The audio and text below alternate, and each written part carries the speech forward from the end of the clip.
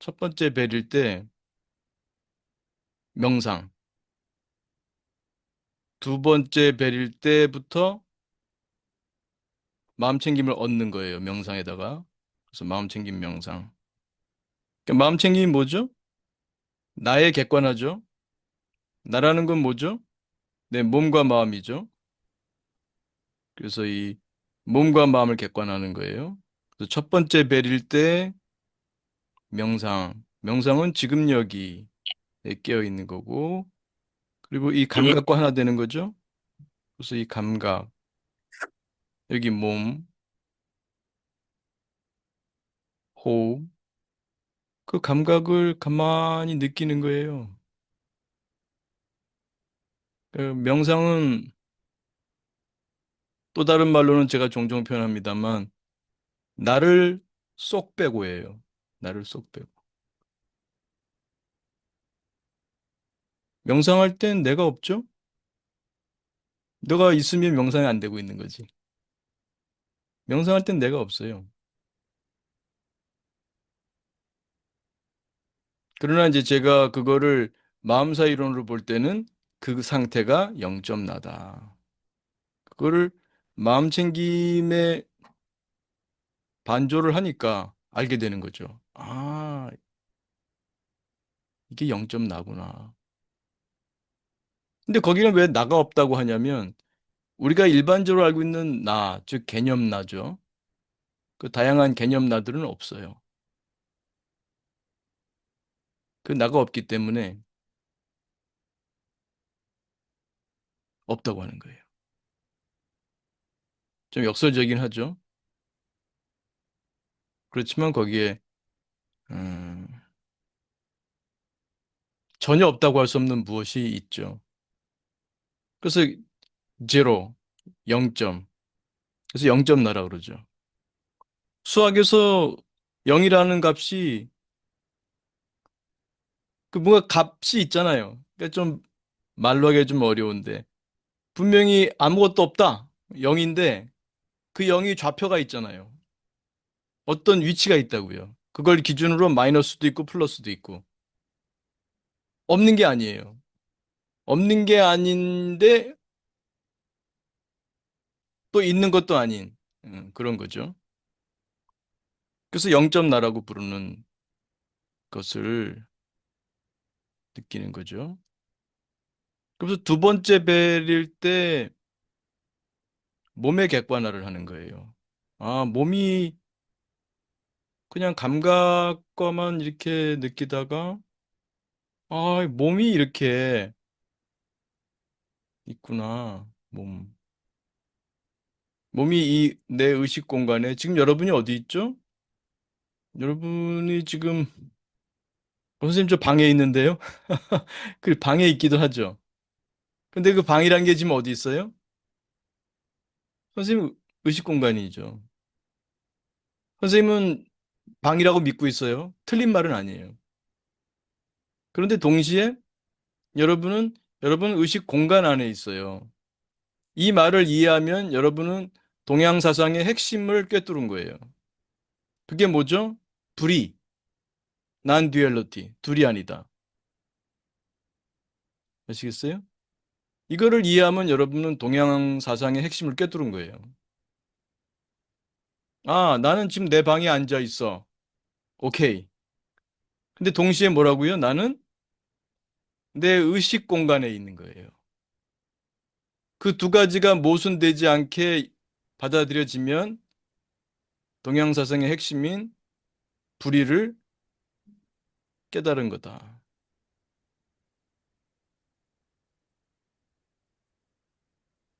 그러니까 여러분 몸이 방에 있다고 해도 틀린 말은 아니지만 여러분 몸은 여러분 의식 공간 속에 있습니다. 내 의식 공간에 내 몸이 있고 몸이 여기 지금 호흡하고 있고 근데 이제 세 번째 벨일 때는 그런데 이거를 느끼는 나는 이걸 다 느끼고 있잖아요. 몸도 느끼고 있고 호흡도 느끼고 있고 이 느끼는 나가 고요하구나. 0점 나. 이렇게 훈련하시면 좋습니다. 근데 이거 지금 조금 소화가 안 되는 분들도 있죠? 뭐 오래 나오신 분은 좀 소화가 되겠죠. 어, 명상, 마음챙김 명상, 마음챙김. 요 세 가지가 구분이 돼야죠.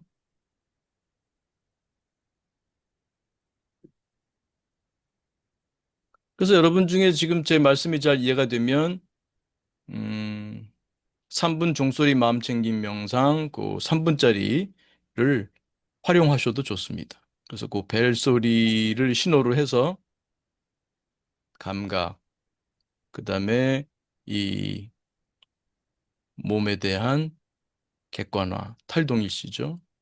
그러면서 그 다음에 세 번째 벨에서 음, 마음에 대한 객관화.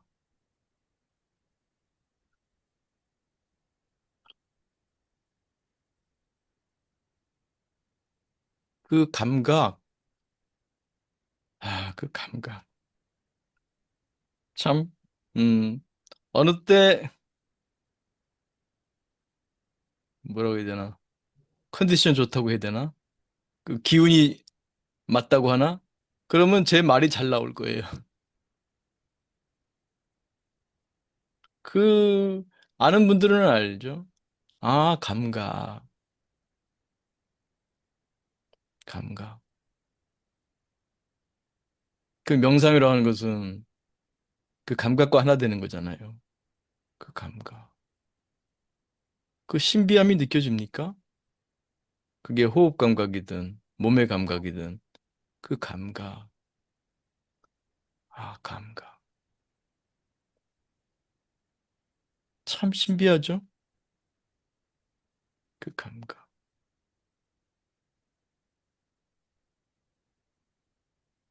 가만히 그걸 자꾸 연습해서 언제든지 원할 때 그 감각과 이렇게 딱 튜닝되는 감각과 접속하는 기독교식으로 표현한다면 아마 에덴 동산과 접속하는 거죠. 그 감각과 하나 될 때 여러분은 에덴 동산을 회복하는 겁니다.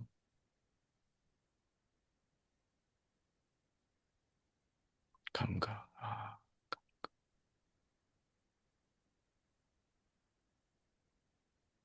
제가 그 전에 제 책에서도 표현했습니다만 정말 이 세계가 어린 시절의 동화에 나오는 그 가사와 너무 똑같아요. 이상하고 아름다운 도깨비 나라. 여러분 잠시 아, 이 몸 감각, 호흡 감각, 이 닦는 감각, 청소하는 감각, 설거지하는 감각, 걷는 감각. 그때 여러분이 의식이 감각으로 채워질 때 기가 막히지 않아요?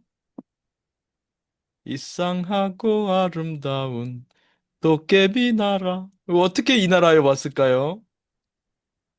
어떻게 이런 나라에 왔지, 우리가? 내가 어떻게 이 나라에 지금 와 있어? 정말 신비하고 신비하고 또 신비하고 불가사의하고 또 불가사의하고 또 불가사의한 이상하고 아름다운 도깨비 나라에 지금 저도 와 있고 여러분들도 와 있네요.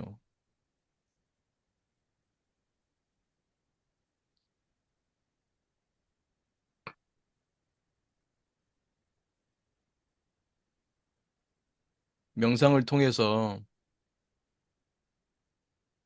정말 내가 이루 말할 수 없는 신비한 세계에 있다는 그 신비한 세계를 회복하시기 바랍니다. 기독교식으로 표현하면은 에덴 동산을 회복하시기 바랍니다.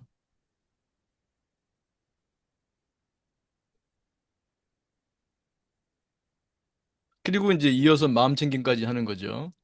그두 번째 벨, 세 번째 벨에서 몸에 대한 객관화, 마음에 대한 객관화, 탈동일시. 그 다음 단계는 그거는 심화 과정에서 얘기해죠. 그건 남겨놔. 그건 심화 과정에서 매우 중요합니다. 명상, 마음 챙김 명상, 마음 챙김. 구분할 줄 아는 거.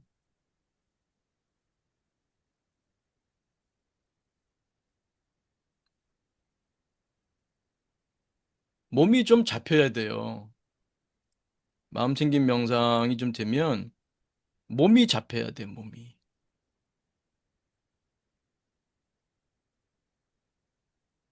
몸이 잡혀야 돼. 이 볼펜처럼 몸이. 지금 여러분이 그대로 몸이잖아요.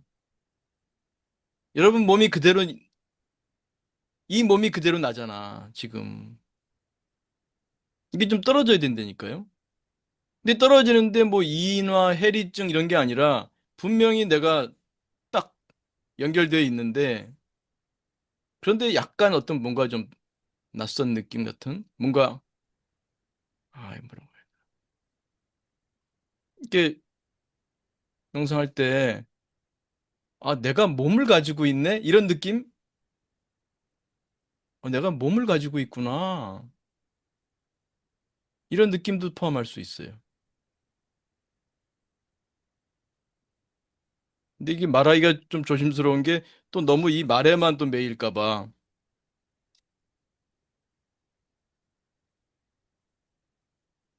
내가 몸을 가지고 있구나. 이게 제가 제 식으로 표현할 때는 몸이 좀 잡혀야 돼요. 그래야 마음 챙김 명상이 좀 익숙해진 거예요. 그, 우리의 고통이라는 게 사실은, 물론 이제 우리가 관점에 따라서는 뭐 바뀌라고도 할 수 있습니다. 우리 그 동구정마에서 그 두 번째 구성주의를 보시면, 이 우리의 경험이라고 하는 것이 스트레스 아니면 웰빙이잖아요. 고통 아니면 즐거움이죠. 크게 나누면은. 근데 이 경험이라고 하는 것이 우리는 일반적으로 밖에서 온다고 생각하거든요. 남편이 문제야. 저 직장 김 부장이 문제야. 요 밑에 그 부하 직원들이 참 말썽이네. 이런 그 바깥의 어떤 것이 나의 스트레스를 일으키고 스트레스를 준다고도 하죠. 바깥에서 나에게 행복을 주기도 하고 이렇게 본단 말이에요. 근데 이 마음 공부하는 사람들의 기본 자세는 그게 아니라 나의 경험은 내가 만드는 것이다. 적어도 뭐 깊게 들어가게 되면은 뭐 절반이 아니라 거의 전체라고 볼 수 있습니다만 일단 적어도 상식선에서 적어도 절반은 내가 만든다는 거, 이 구성한다는 거, 내 경험을 내가 만든다는 것이 출발이거든요. 이게 출발이 안 되면 함께 마음 공부 못 합니다. 난 그렇게 생각하지 않는다. 남편이 문제고, 김 부장이 문제고, 이 사회가 문제고, 이것뿐이다. 라고 믿으시는 분들은 함께 공부 못 하는 거죠. 그런데, 그렇구나. 똑같은 영화를 봤는데도 왜 어떤 사람은 졸다 나오고 어떤 사람은 너무 감동받고 나오지? 만약에 그 영화 자체가 감동이고 영화 자체가 재미있는 거라면 누가 보더라도 감동을 줘야 돼요. 누가 보더라도 재미를 줘야 돼요. 왜냐하면 그게 바깥에 있는 거니까. 그렇지 않잖아요. 그거를 본 사람에 따라서 같은 영화를 봤지만 정말 재밌었다, 감동적이었다 말하는 사람도 있고 졸다 나온 사람도 있잖아요. 그러니까 우리의 경험이라고 하는 것은 내가 개입하는 거예요, 내가. 이 나라고 하는 것이 특히 이제 동기, 인지, 행동에 초점을 두는 거죠, 제가. 동기, 인지, 행동.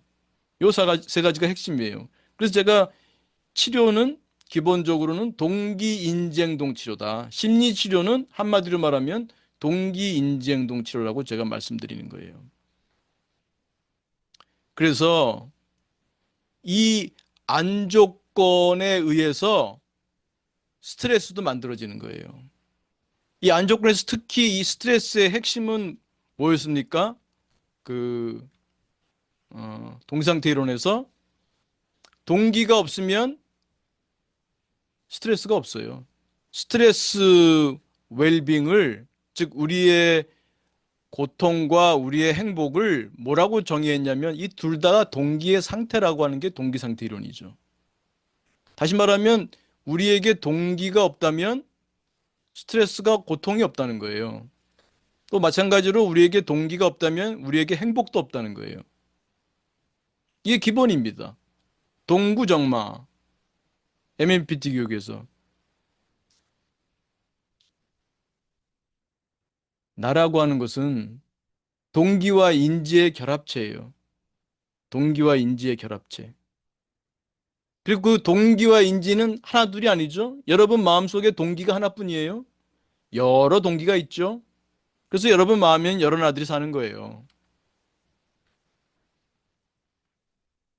여기는 빠졌나? 어쨌든 여기 지금 마음사회 이론. 결국 내 안에는 여러 나가 산다는 이유가 내 안에 여러 동기 인지들의 결합체들이 있는 거예요. 그게 동일시가 될 때 나가 됩니다. 그리고 그 동일시가 내가 마음 챙김의 빛을 쏘게 되면 그게 분해가 돼요. 탈동일시가 되면서 동기인지로 분해됩니다. 그러면 거기엔 나가 없어요. 나가 없어요. 그럼 명상이란 뭐냐면 또 명상이 왜 상담이나 심리치료에 도입이 됐냐면 왜 도입이 됐느냐? 방금 말씀드린 대로 내 고통을 내가 만드는데 그 만들 때 주로 동기와 인지가 작용하는 거예요. 근데 그 동기와 인지가 뭐라고 했죠? 이 동기와 인지가 바로 나란 말이에요. 근데 명상을 하게 되면 이게 우리의 지금 의식 공간인데 이게 지금 이런저런 욕구 생각이 다 나예요. 하나의 나들이에요. 이것들이 있어서 고통받고 있는 건데 이 감각 생각 안 하려고 하면 더 떠오르죠? 하얀 북극곰 생각하지 말아 보세요. 더 떠오르죠? 안 하려고 해서 더 떠오르죠? 그럼 어떻게 하느냐? 감각의 문을 여는 거예요. 감각의 문을 열어요. 감각이 들어오면 그만큼 욕구 생각은 빠져나가는 거예요. 생각을 내가 안 하려고 하면 실패하지만 감각의 문을 열면 그거를 다른 말로는 웨일림, 감각과 하나 된다고 표현하는 거예요. 이 닦을 때는 이 닦는 감각, 샤워할 때는 샤워하는 감각, 호흡 명상할 때는 몸의 감각, 호흡의 감각, 걸을 때는 걷는 감각. 그 감각이 내 의식 공간을 채울 때 거기 욕구 생각은 없는 거예요. 그럼 거기 나가 없는 거예요. 그러니까 명상은 다른 말로 하면 나를 쏙 빼고 그런 말을 제가 하잖아요. 그러니까 명상을 한다는 것은 나를 내려놓는 거예요. 잠시라도. 잠시라도 나를 내려놓을 수가 있어요. 거기 나가 없을 때 기독교식으로 말하면 우리는 분별이 없고 선악과를 따먹기 전의 에덴 동산에 있는 거죠. 거의 분별이 없는 거예요. 오직 감각의 세계에 내가 놓여 있는 거고 감각과 하나 되어 있는 거고 거기 어떤 고통이 있겠어요. 물론 명상이 끝나면 다시 고통이 올 수 있죠. 근데 이거를 꾸준히 훈련하다 보면 내가 평소에 작동시키는 욕구와 생각이 점차 잦아들기 시작해요. 그러니까 결국 이게 치료로 가는 거죠. 내가 그 생각을 어떻게 하진 않지만 자꾸 일상생활에서 우울한 사람은 우울한 욕구 생각을 자꾸 반추하고 이 닦으면서도 우울한 생각하고 있고 밥 먹으면서도 우울한 생각하고 있고 또 불안한 사람은 또 걸으면서도 불안한 생각하고 있고 그런데 이 명상 훈련을 하다 보면 늘 감각의 마음을 여는 훈련을 하고 또 하잖아요. 그러면 내가 일상생활에서 분노를 일으키고 우울을 일으키고 불안을 일으키는 그 생각에 주의를 주던 것들이 자꾸 철수가 된단 말이에요. 그럼 모르는 사이에 이게 디컨디셔닝, 디컨디셔닝 되면서 소고되기 시작하는 거예요. 소고. 치료라고 하는 것은 새로운 학습이고 불건강한 학습이 소거되는 거거든요. 그러니까 명상이 왜 상담과 심리치료에 도움이 됐느냐? 말을 하지 않더라도 이 토킹 세라피가 아니라 명상만 하더라도 이 평소에 이 내담자의 증상을 계속해서 강화시키고 또 지속시키는 그 습관, 욕구 생각의 작동, 그거를 쉬는 능력을 자꾸 개발하게 되니까 모르는 사이에 그전보다 마음이 많이 편해졌어요. 이런 걸 느끼게 되고 이런 걸 보고하게 되는 거죠. 그래서 여기까지는 지금 마음 챙김에 맞자도 안 집어넣습니다. 마음 챙김 제가 얘기 하나도 안 했어요, 지금. 마음 챙김 없어도 돼요. 명상만 해도 돼. 실제로 보셨으면 아시겠습니다만 제가 2024년도에 명상 마음 챙김 구분하는 그 논문 있잖아요. 두꺼운 거. 그 논문에 보면 제가 인용을 했어요. 브라운 등이 아마 2022년인가 한 연구인데 그쪽에서 MBCT, 마음 챙김에 기반한 인지치료 MBCT 있잖아요. 그 MBCT의 효과를 분석하다 보니까 명상적인 요소가 그 사람들은 이제 포커스드 어텐션하고 오픈 모니터링을 나눴는데 오픈 모니터링이 마음 챙김에 가까워요. 근데 이 그 포커스 어텐션은 명상에 가깝고요. 이 명상적 요소가 이 MBCT의 치료 효과의 많은 부분을 설명한다는 거예요. 이렇게 보면은 물론 이 연구가 하나이기 때문에 결론을 쉽게 내릴 수는 없습니다만 이 논문만 갖고 보면 마음 챙김보다 명상이 치료에 더 도움이 됐다고 결론 지을 수도 있어요. 다시 말씀드리지만 연구가 하나밖에 안 나왔기 때문에 아직은 결론 낼 수는 없습니다만 제 요점은 뭐냐면 명상적 요소와 마음 챙김 요소를 나눠서 연구할 필요가 있는 거예요. 교육할 때도 그걸 분명히 나눠서 교육할 수 있어야 되고. 그래서 이 명상적 요소가 미치는 효과와 마음 챙김적인 요소가 미치는 효과를 나눠서 볼 수 있어야 됩니다. 앞으로는 그런 연구가 많이 나올 거라고 보고요. 근데 지금은 시중에서는 이게 구분이 안 돼 있어. 명상이 마음 챙기고 마음 챙김이 명상이라 그래. 이게 구분이 안 돼 있다고요. 그래서 지금 저하고 공부하는 분들은 쉼범 숨. 명상은 쉬는 거예요. 어떻게 쉬느냐? 감각의 마음을 연다. 또 다른 말로는 감각과 하나 된다. 나를 쉬는, 다시 말하면은 마음을 쉰다는 것은 나를 쉬는 거예요. 나라는 거. 이렇게 표현할 수도 있어요. 우리 명상할 때만이라도 나라는 짐을 벗읍시다. 나라는 게 때로는 짐스럽지 않아요? 적어도 3분 명상, 5분 명상하는 동안만이라도 나라는 짐을 벗읍시다. 나가 없어지는 거예요. 물론 나를 버리는 건 아닙니다. 잠깐 쉴 줄 아는 능력을 기르는 겁니다. 그래서 마음을 쉰다는 것은 나라는 짐을 벗고 쉰다 이렇게 표현할 수도 있습니다. 그래서 저는 그래요. 아직 명상도 제대로 익숙하지 않은데 뭘 알아차리겠다고 덤비지 마라. 그건 이도 안 넣은 놈이 갈비 뜯겠다고 덤비는 거다. 죽도 밥도 안 된다. 명상부터 제대로 하고 감각과 좀 친해지고 그 능력을 양성한 다음에 뭘 알아차리든지 보든지 그 다음에 이렇게